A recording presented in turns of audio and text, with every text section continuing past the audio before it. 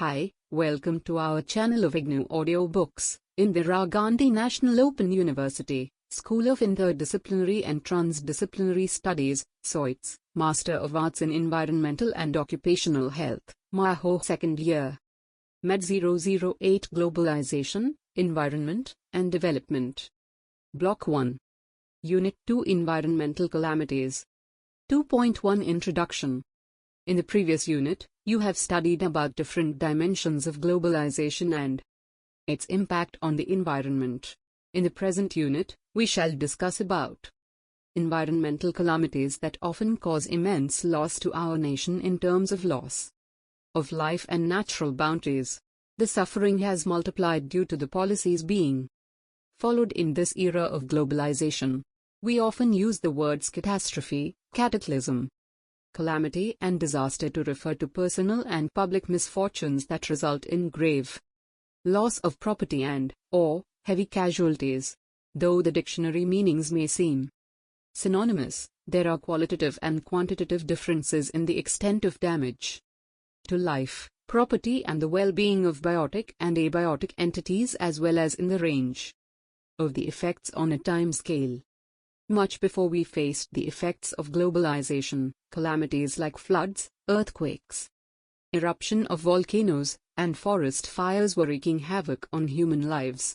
But with rapid industrialization, exploitation of non-renewable natural resources, construction of huge dams, deforestation, indiscriminate use of chemicals and human greed for quick returns with lower inputs contributed to the escalation of the occurrence of these calamities. This, coupled with the man-made disasters like nuclear accidents, industrial accidents, disposal of toxic wastes, accidents in the transportation of hazardous wastes, oil spills and emission of greenhouse gases, has created a situation that threatens the existence of humanity. There are sections of scientists and social scientists who argue that all environmental calamities are man-made disasters, whereas others argue that development and economic growth cannot be achieved unless we take calculated risks. These issues are debatable, but the issue at stake is the survival of humanity. It is to be acknowledged that the margin between natural calamities and man-made disasters, the subject of the next unit, is becoming thinner gradually. Objectives. After studying this unit, you should be able to define environmental calamities and classify them, discuss the impact of environmental calamities on society, and highlight the need for preparedness to reduce and meet the eventualities and its adverse effects. 2. Natural calamities. According to the World Health Organization, an environmental calamity is an event that causes damage, economic disruption, loss of human life and deterioration in the health and health services on a scale sufficient to warrant an extraordinary response from outside the affected community or area. Natural calamities adversely affect the lives of a large number of people, cause considerable damage to infrastructure and property. The ill effects are more pronounced in developing countries due to the lack of preparedness, lack of systems for sufficient warning, lack of facilities for quick access to the site of calamity. At the global level, Asia is more prone to natural calamities. It is reported that for each major natural calamity in Europe and Australia, there are 10 in Latin America and Africa and 15 in Asia. According to CRED World Disaster Report, 1998, the ratio of those killed to those affected depends on the type of calamity, degree of preparedness and the density of population. For example, floods affect many and relatively less number is killed, whereas in earthquake many lives are lost but relatively less number is affected. Table 2.1 gives the annual average number of people killed or affected over a period of 10 years, 1987–1996. Table 2.1, annual average number of people killed or affected over a period of 10 years, 1987–1996. Country people killed and people affected. Bangladesh 44,000 to 1,85,74,000. India 5,063 to 5,65,63,000. Nepal 780 to 2,01,000. Pakistan 750, 14,07,000 Sri Lanka 100 to 5,04,300 Bhutan 5 to 7,000 Maldives 1 to 30 Source, Cred World Disaster Report, 1998. Natural calamities could be broadly classified under the following headings. I. Atmospheric minus rains, hailstorms, winds, lightning, fog, heat/cold waves, etc. 2. Hydrological minus floods, seashore waves, glacier advances, waterlogging, etc. 3. Geological minus landslides, avalanches, earthquakes, volcanic eruptions, shifting sands, etc. 4. Biological minus severe epidemics, in humans, plants, animals, forest fires, pest invasions, locusts, etc. Selected natural disasters, Asia and the Pacific. July 1976, an earthquake in China took 242,000 lives.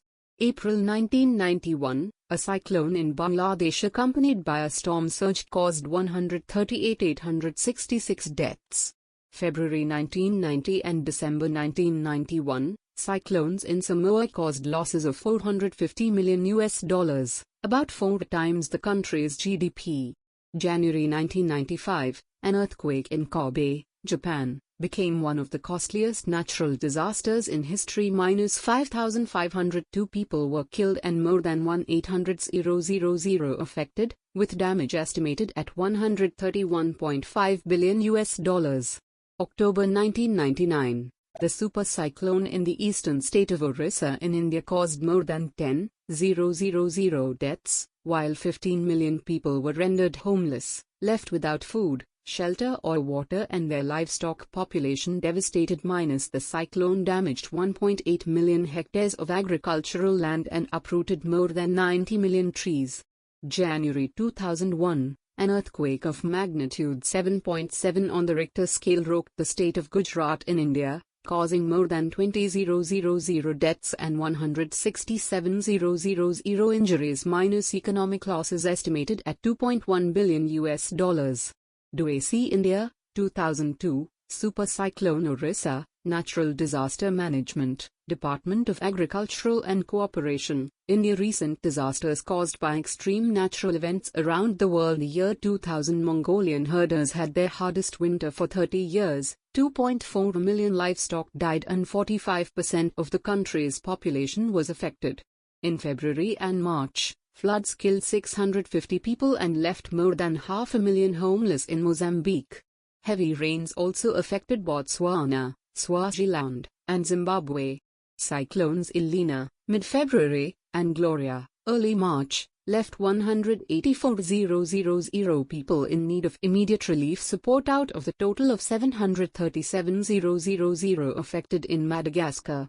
In early April, a third cyclone, Hara, hit the north of the island. Floods in September and October in Southeast Asia, especially Vietnam and Thailand, killed approximately 900 people and left 4 million homeless or with insufficient shelter. Losses estimated at $460 million. Hurricane Keith in October killed 8 and affected 62,000 people in Belize.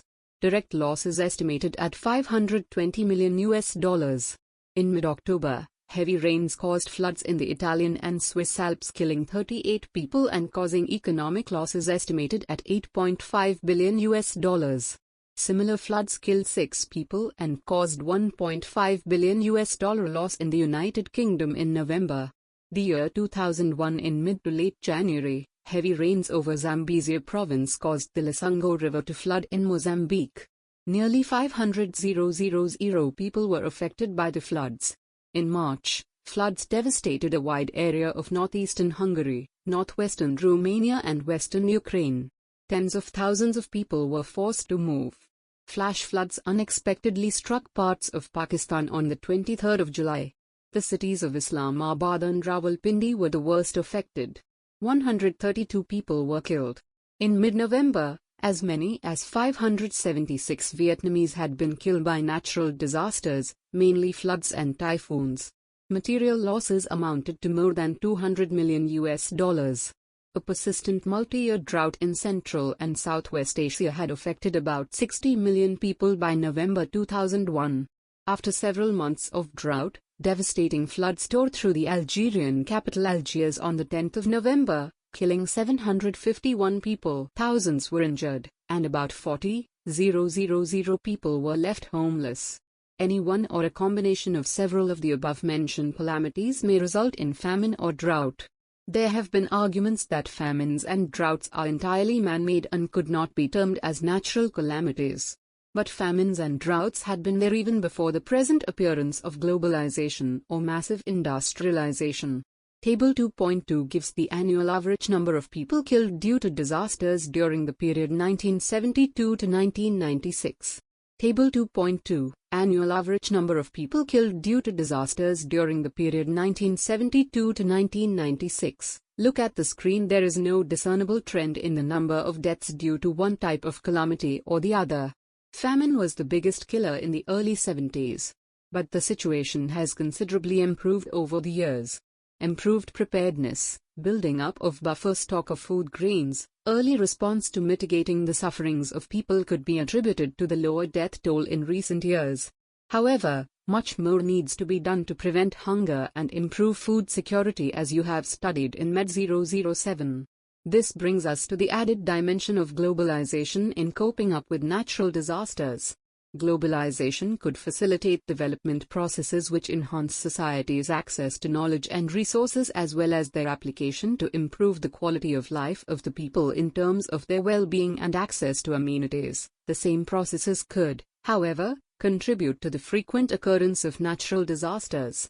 You would agree that the ability of an individual, family, community and nations to protect themselves against the adverse effect of a natural calamity is determined by their economic strength.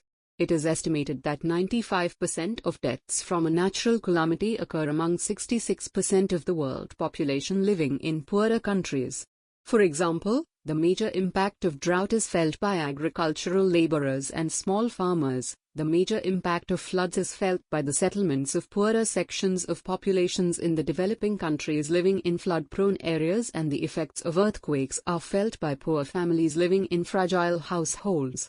It is ironical that these very sections of society are at the receiving end of various economic policies being pursued to promote globalization. They are becoming poorer and hence more dependent on the state to cope up with adversity in an environment where the state is gradually receding from all sectors of welfare.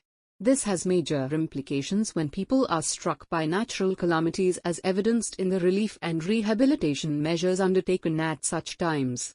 What is more, under certain circumstances development can increase disaster proneness. The location of a dam in an area of high seismic activity, the construction of roads in difficult terrains or unstable geomorphologic conditions, and promotion of water-intensity crops in areas of unpredictable rainfall are examples of development measures dictated by policies of globalization leading to or aggravating the phenomena of natural calamities.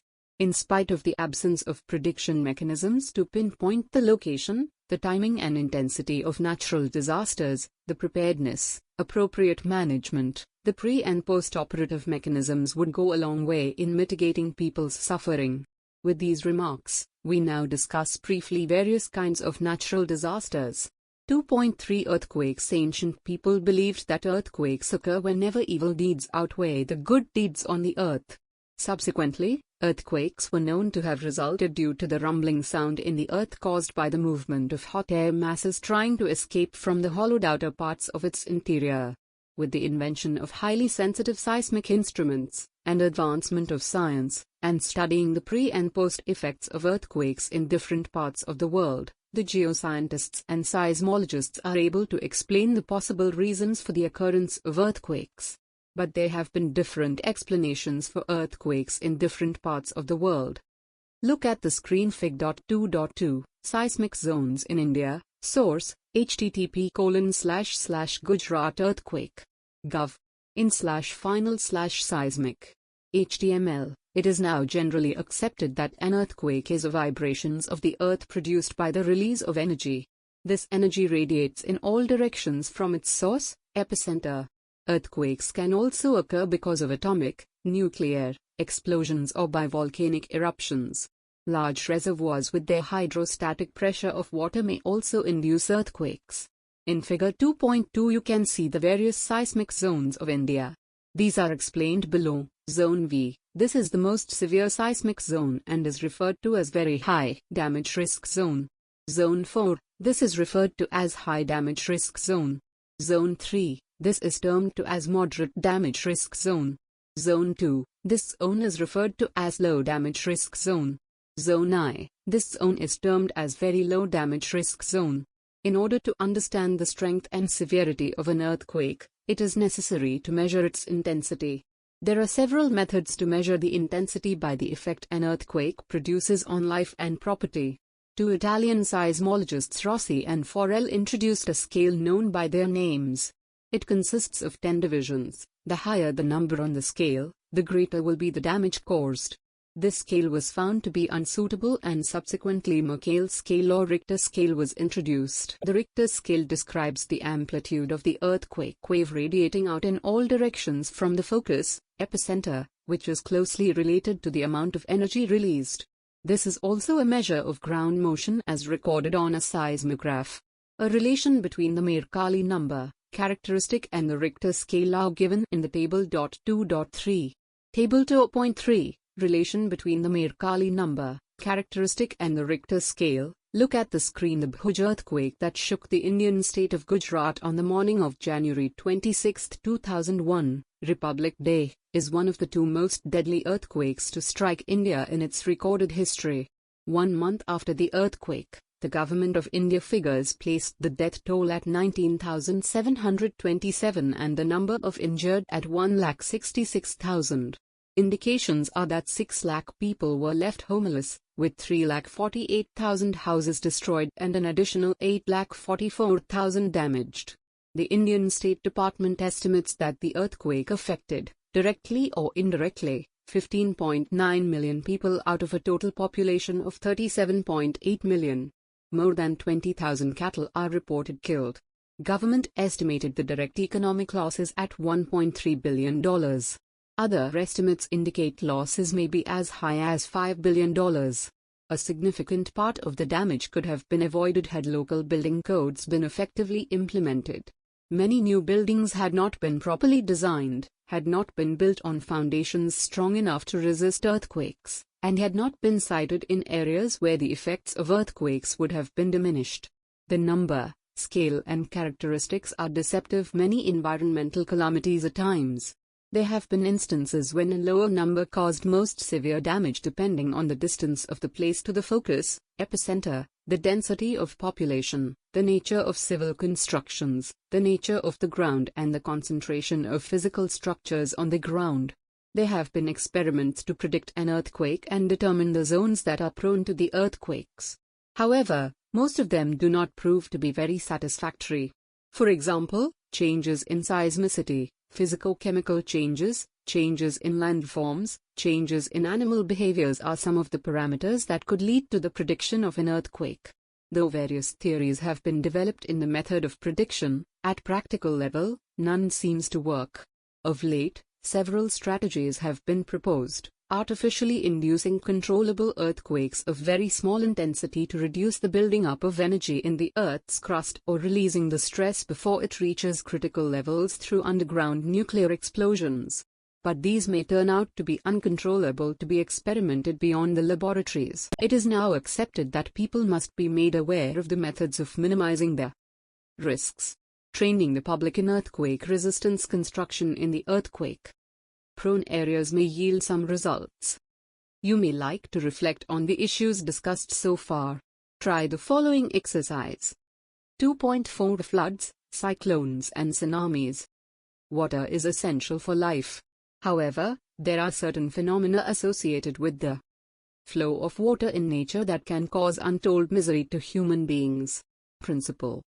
Among these are floods, cyclones and hurricanes. The recent tsunami caused a great deal of damage in South Asian countries and, therefore, we have included it in our discussion. We discuss some of these calamities briefly. Floods.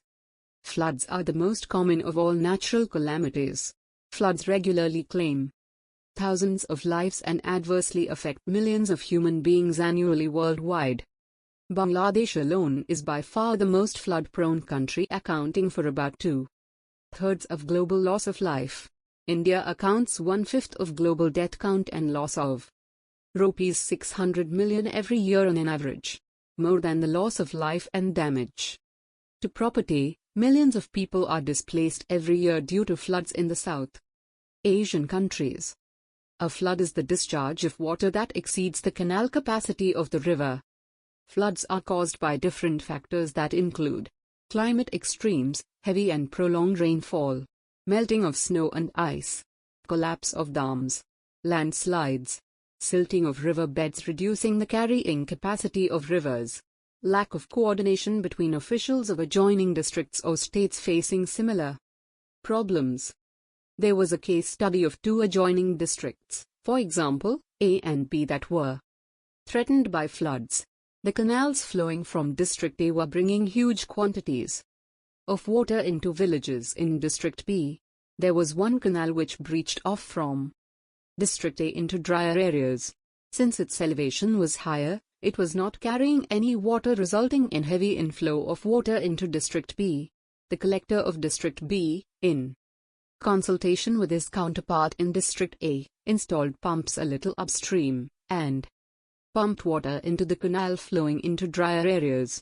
This not only saved many villages of District B from inundation but also resulted in meaningful use of surplus flood water for irrigation of dry areas.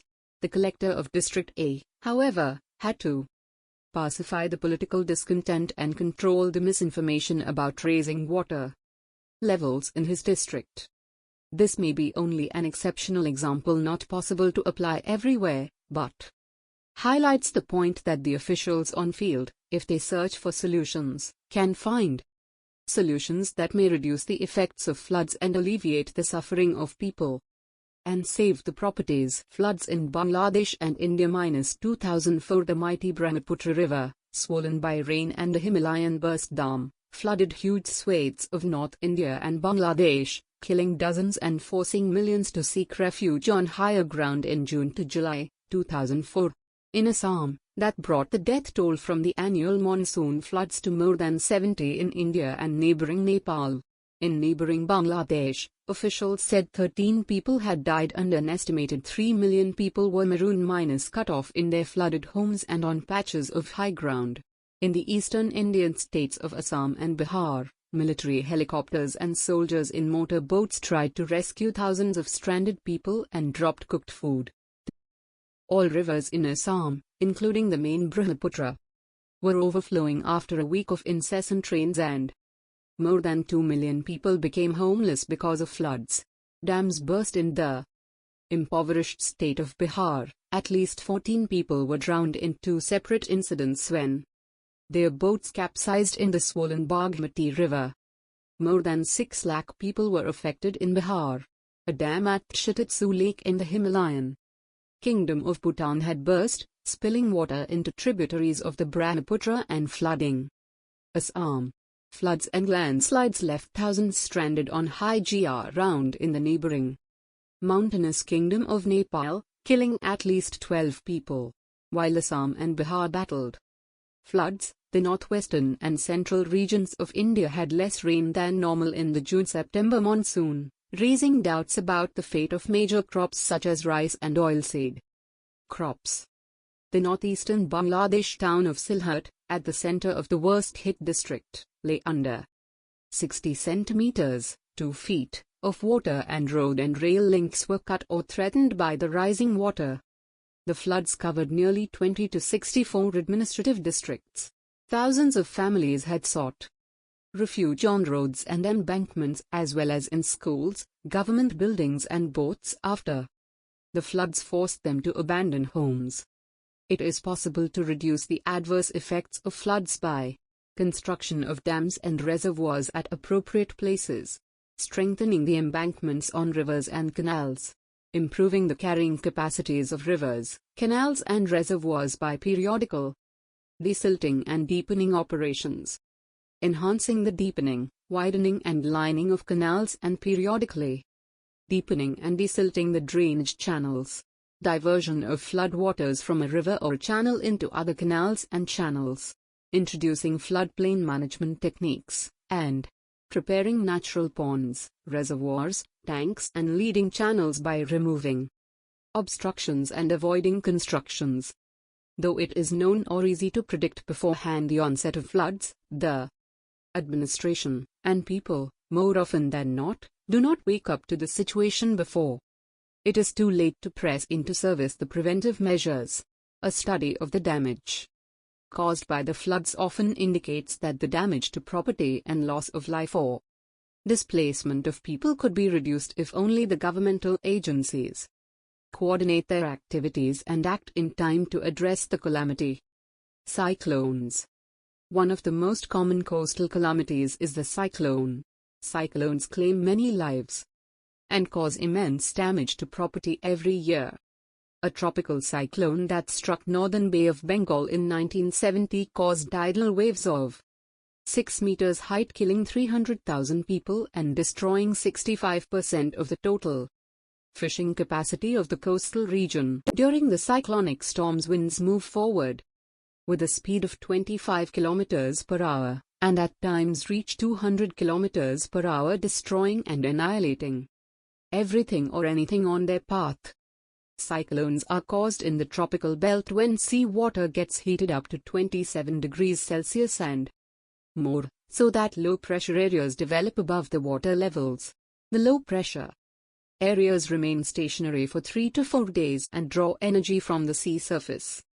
As the pressure in the center falls, the wind speed increases and cloudburst starts spiraling around the center, causing squalls. As the pressure falls in the center, the winds in the surrounding areas rush inwards, creating spirally moving storms. The cyclone then moves landward towards areas of lowest pressure. Cyclones. The history of no state is as stormy as that of Andhra Pradesh. In this century alone, the state has been pounded by 18 devastating storms causing enormous loss of life and property. The Divicema cyclone, the worst last century, left more than 10,000 dead and ravaged property worth Rs. 175 crore in 2,300 villages. Andhra Pradesh has the longest coastline of all the states in the country. The 760 kilometers length along the sea has laid bare the state to the fury of cyclones that have been a regular feature in the Bay of Bengal. If 1977 saw Divicema wiped out, 1996 saw Nellore Prakasam Konaseema reel under the cyclones of the bay. The disaster which hit the coast has taken a toll of thousands of lives. Millions of acres of ready-to-harvest paddy have been destroyed. Horticultural plantations have been lost. It will take a generation to overcome this loss. The cyclone storm that lashed the paddy-rich East Godavari district, especially Konaseema region, has wrought havoc on the coconut groves, paddy fields and property.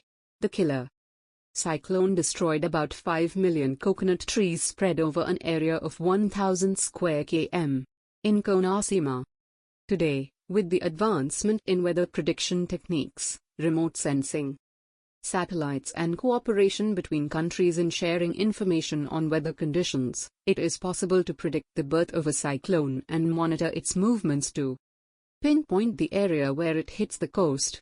In spite of this, the damage caused is very severe, the well-planned relief operations going haywire in the last minute.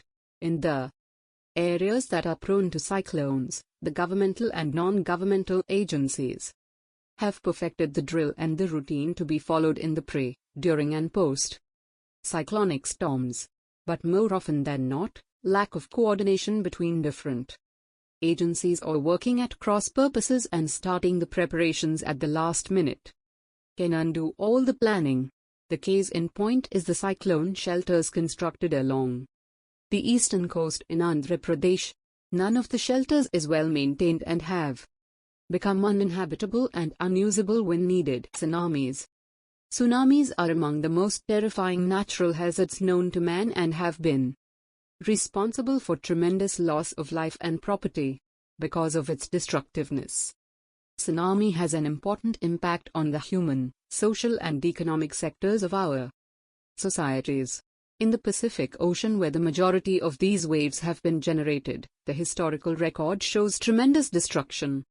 A tsunami is a wave in the ocean or in a lake that is created by a geologic event. They are also known as tidal waves or seismic sea waves. Most tsunamis are very weak and have heights of only a few inches or centimeters, but the intensity varies from time to time. Near the place where they are created, these larger tsunamis may have heights of many feet, meters. As they spread out or move into the deep ocean, their heights decrease to a foot or less. However, their heights increase again as the tsunami waves reach shallow water near impact areas. The expected heights for these larger tsunamis are around 30–70 feet. Tsunamis are most often caused by earthquakes and landslides. Volcanic eruptions can also cause tsunamis. On 26th of December 2004, the Indian coastline experienced the most devastating tsunami in recorded history. The tsunami was triggered by an earthquake of magnitude 9.0 on the Richter scale at 3.4 degrees north, 95.7 degrees east off the coast of Sumatra in the Indonesian archipelago at 06:29 hours IST, 00:59 hours GMT. The 2004 Indian Ocean earthquake devastated the shores of Indonesia, Sri Lanka, India, Thailand, and other countries with waves of up to 15 meters, 50 feet, high, even reaching the east coast of Africa, 4,500 kilometers, 2,800 miles, west of the epicenter. At least 79,900 people were killed by the earthquake and tsunami in Indonesia. Tsunamis killed at least 41,000 people in Sri Lanka, 10,000 in India, 4,000 in Thailand, 120 in Somalia, 90 in Myanmar, 66 in Malaysia, 46 in Maldives, 10 in Tanzania, 2 in Bangladesh, 1 in Seychelles and 1 in Kenya, and the count is still taking place. Tsunamis caused damage in Madagascar and Mauritius and also occurred on Cocos Island and Reunion.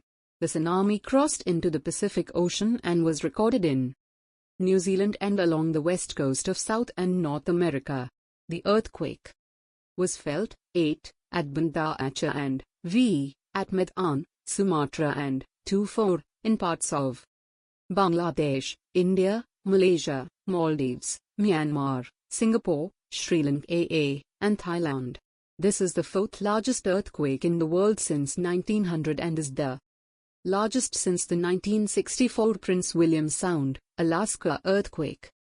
The mangrove forests and coral reefs about which you have studied in Blocks 1 and 2 of Med 001 are natural defenses against tsunamis. Mangroves as a shield. Though we cannot prevent the occurrence of such natural calamities, we should certainly prepare ourselves to mitigate the impact of the natural fury on the population inhabiting the coastal ecosystems.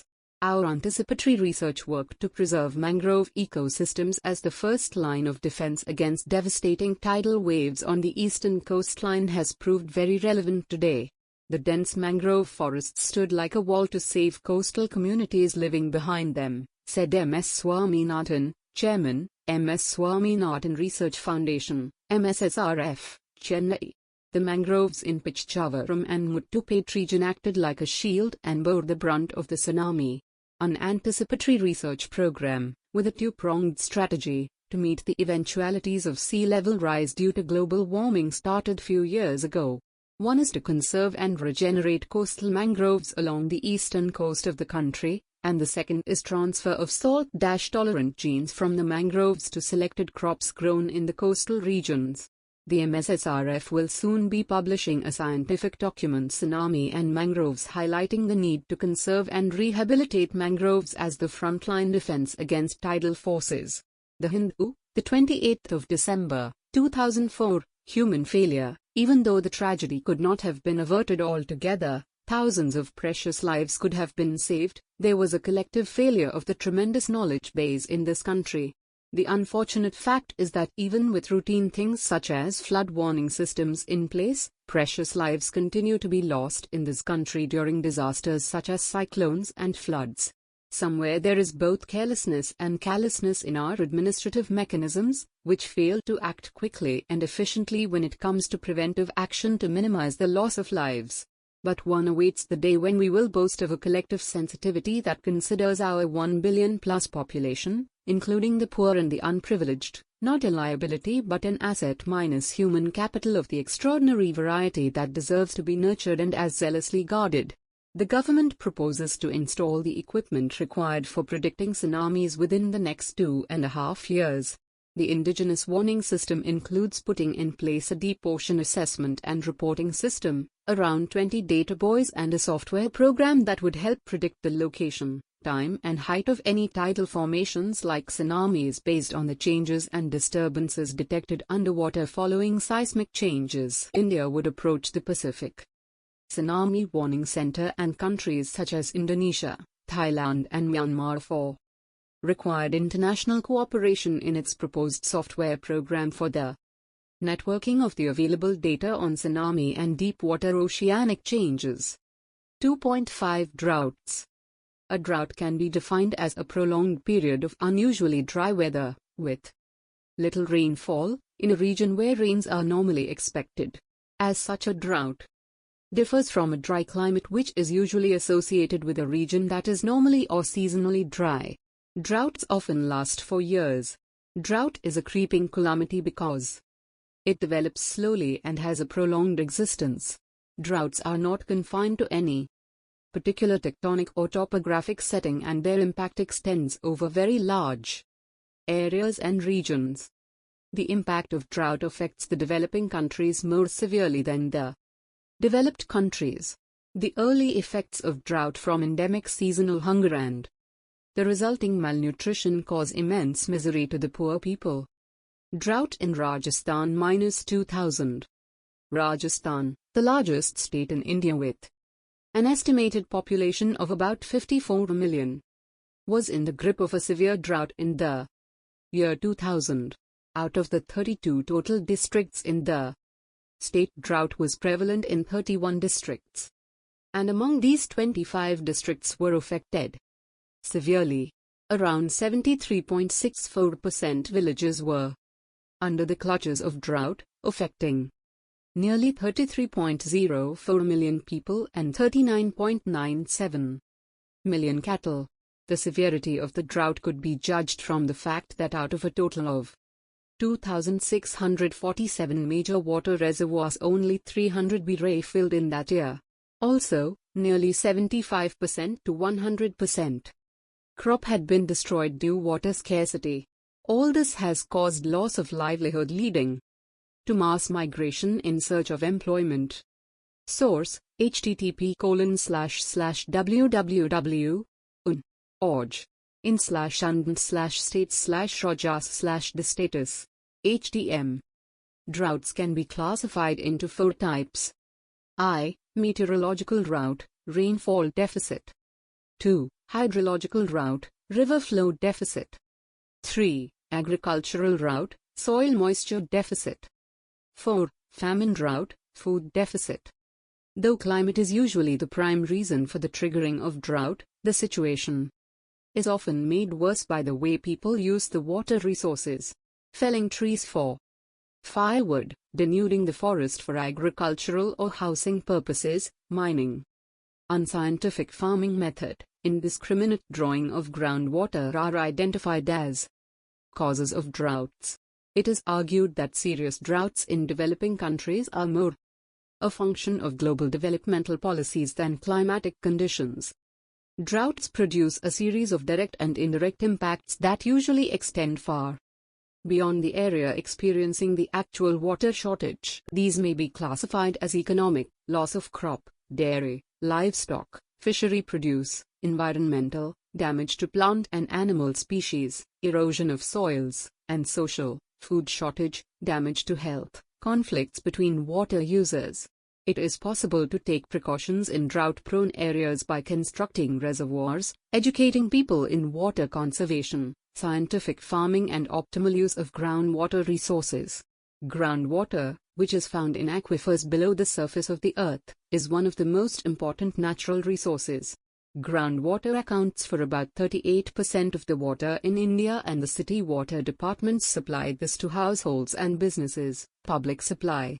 It caters to the need of drinking water for more than 97% of the rural population. Water harvesting measures. One of the effective measures to combat drought and the resulting water shortage is to adopt water harvesting measures. It means capturing rain where it falls or capturing the runoff in your own village or town and taking measures to keep that water clean by not allowing polluting activities to take place in the catchment. You have studied in Unit 14 of Med 001 that water harvesting can be undertaken through a variety of ways. Some of these are capturing runoff from rooftops, capturing runoff from local catchments, capturing seasonal floodwaters from local streams, and conserving water through watershed management.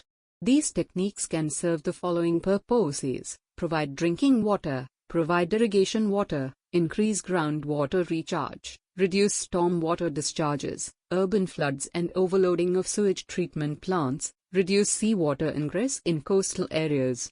In general, water harvesting is the activity of direct collection of rainwater. The rainwater collected can be stored for direct use or can be recharged into the groundwater. Rain is the first form of water that we know in the hydrological water cycle, hence it is a primary source of water for us. Rivers, lakes and groundwater are all secondary sources of water. In present times, we depend entirely on such secondary sources of water. In the process, it is forgotten that rain is the ultimate source that feeds all these secondary sources and remain ignorant of its value.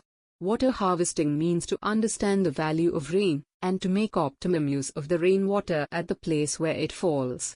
Source: http://www. Rainwater harvesting. org/what is.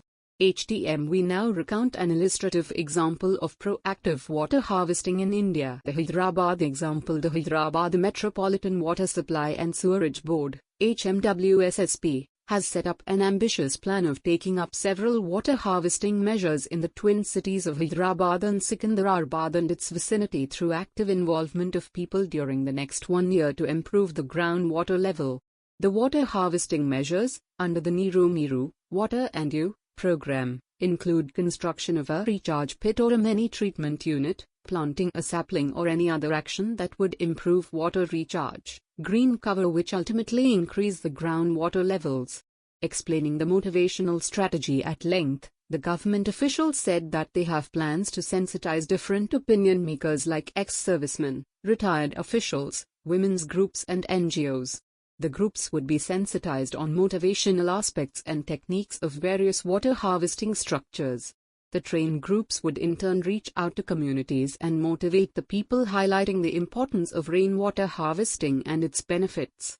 As part of the strategy, the board has recently created water soldiers, by sensitizing ex-servicemen. It has also proposed to involve the student community in a big way so that the schools, colleges and other institutions would contribute to the cause of improving groundwater table, thus enabling it to cover 25% of the 7 lakh houses with some type of water harvesting method. You can find out more about this effort at the website. While natural calamities cannot be prevented from occurring, we can improve our preparedness and management of these calamities to minimize loss of life, property and human suffering. In this section, we shall discuss these very issues. 2.6 Preparedness for calamities. There have been specific ways of countering and minimizing natural calamities in general, but some important strategies can be adopted. Emergency preparedness is to be viewed as a program of long-term development activity whose goal is to strengthen the overall capacity and capability of a country to manage efficiently all types of emergencies and bring about an orderly transition from relief through recovery and back to sustainable development. Emergency preparedness is an ongoing multi-sectoral activity. It forms an integral part of the national system responsible for developing plans and programs for emergency management, prevention, mitigation, preparedness, response, rehabilitation and reconstruction.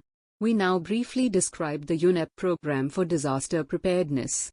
Prevention and preparedness to reduce the costs of disasters. The fundamental goal of the UNEP disaster management program is to reinforce the centrality of environmental concerns in disaster management. The other cornerstone is the adoption of preventive strategies and practical measures to reduce the potential loss of human lives and property, as well as destruction of the environment. The success of this approach depends on increasing public awareness of the risks that natural, technological and environmental hazards pose to societies, and on educating people about the value of existing approaches for prevention and preparedness. UNEP contributes to this process through its programs on environmental law, early warning and assessment, and awareness and preparedness for emergencies at local level. APEL.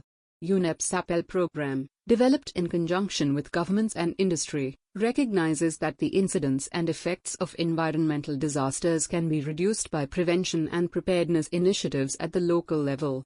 The APEL concept has been successfully introduced to more than 30 countries and in more than 80 industrial communities worldwide. The UNEP strategy includes the promotion of cleaner production processes and technologies, and helping countries establish cleaner production centers. A major objective of the UNEP Early Warning and Assessment Program is to evaluate the increasing vulnerability of human society due to widespread environmental and climatic change in order to emphasize the need for sound integrated environmental management, and to provide early warning of emerging threats for preparedness and response. The International Decade for Natural Disaster Reduction, IGNOU, was established by the United Nations to function for a period of 10 years starting January 1990. The basic aim is to encourage further recent trends in natural disaster management from a reactive strategy of post-disaster improvisation, which relies heavily on relief aid, to a more proactive strategy of pre-disaster planning and preparedness. According to IGNOU, 1992, the 5 goals of the decade were: to improve the capacity of each country to mitigate the effects of natural disasters expeditiously and effectively, paying special attention to assisting developing countries in the assessment of damage potential and in the establishment of early warning systems and disaster-resistant structures where needed. 2. To devise appropriate guidelines and strategies for applying existing scientific and technical knowledge, taking into account the cultural and economic diversity among nations. 3. To foster scientific and engineering endeavor aimed at closing critical gaps in knowledge in order to reduce loss of life and property. 4. To disseminate the existing and new technical information related to measures for the assessment, prediction and mitigation of natural disasters. To develop measures for the assessment, prediction, prevention and mitigation of natural disasters through the technical assistance programs and technology transfer, demonstration of projects, and education and training, tailored to specific disasters and locations, and to evaluate the effectiveness of those programs. The figure below presents the framework for disaster management. You may like to examine its applications in your specific context and modify it. Effective risk management of any calamity depends on the implementation of a sequential series of actions. The individual stages often overlap, but it is crucial that they operate as a closed loop because the major objective is to learn from the past experiences and prepare an action plan based on the feedback. Pre-planning covers a wide range of activities like construction of defensive engineering works, land use planning, formulation, dissemination and maintenance of evacuation plans. Preparedness reflects the degree of alertness, immediately before and after the occurrence of calamity, arrangement for emergency warnings and preparedness based on earlier experiences. Response deals with events immediately before and after the occurrence of the calamity and pressing into service relief activities. Recovery and reconstruction are long-term activities that attempt to return to normalcy after the occurrence of the calamity. It is unfortunate but true that although environment is clearly something that humans value, it is usually low on the priorities of people except when they are faced with threats to their own lives or immediate possessions. 2.7 Summary: Most natural calamities like earthquakes, floods, droughts, and cyclones cannot be predicted in advance, and when they occur they cause great loss of life and extensive damage to property and infrastructure.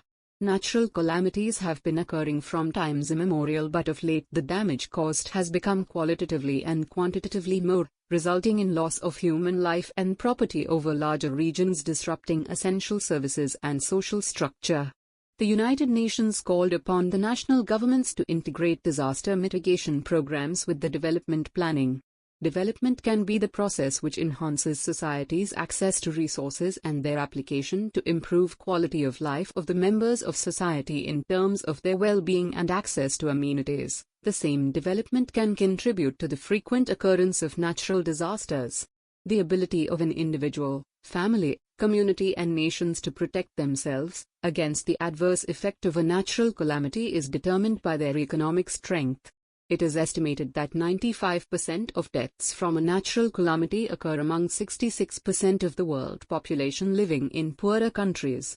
For example, the major impact of drought is felt by agricultural laborers and small farmers. The major impact of floods is felt by the settlements of poorer sections of populations in the developing countries living in flood-prone areas, and the effects of earthquakes are felt by poor families living in fragile households.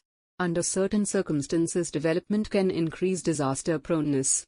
The location of a dam in an area of high seismic activity, the construction of roads in difficult terrains or unstable geomorphologic conditions, and promotion of water-intensity crops in areas of unpredictable rainfall are examples of development measures dictated by policies of globalization leading to or aggravating the phenomena of natural calamities. In spite of the absence of prediction mechanisms to pinpoint the location, the timing and intensity of natural disasters, the preparedness, management, the pre- and post-operative mechanisms help in the mitigation of people's suffering and in reconstruction mechanisms. Thank you for watching. We will see you in the next video with the next chapter.